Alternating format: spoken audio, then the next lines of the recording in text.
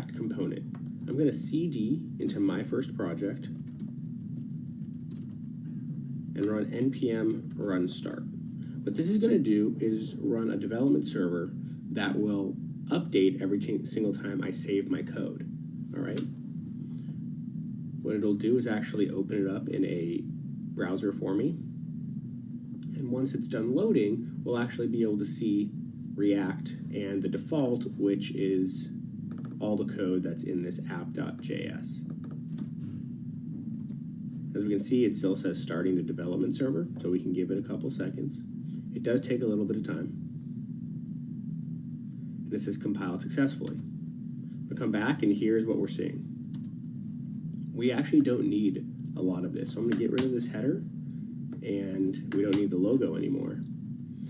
And this is actually where we're going to create or put in all of our components for the time being.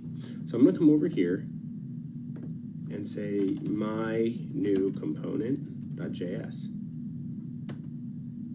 In here, I can import React from React, and we're also going to need to import component, capital C. Now I'm going to say class my new component extends component.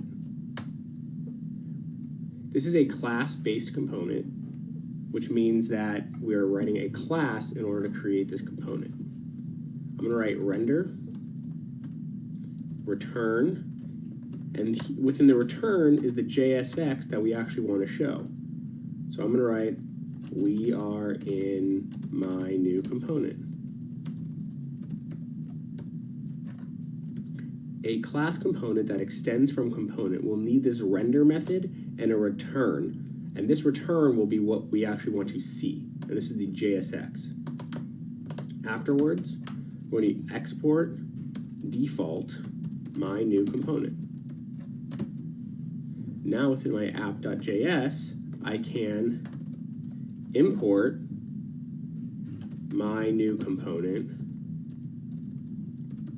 from components / my new component.